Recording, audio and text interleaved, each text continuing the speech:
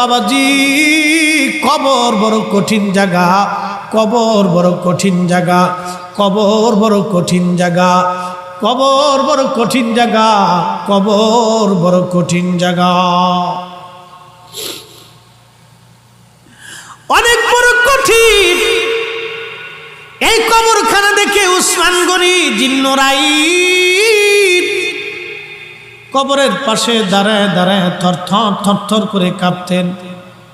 সাহাবা একরাম বলেন, আমিরুল মুমিনিন, আল্লাহ আপনাকে দুই নূরের অধিকারী বানিয়েছেন, দুনিয়ার থেকে জান্নাতের সার্টিফিকেট পেয়েছেন, তারপরেও কেন কবর দেখে দেখে আপনি কাঁদেন? উসমান গনি বলতেন, সাহাবীরা রে, আমি আমার মাশূকের জবান থেকে শুনেছি এই কবর হলো প্রথম ঘাঁটি, এই কবর প্রথম ঘাঁটি। কবরের মধ্যে তিনটে প্রশ্ন করা হবে, মান রাব্বুকা ওয়া মা দীনুকা মা কুনতা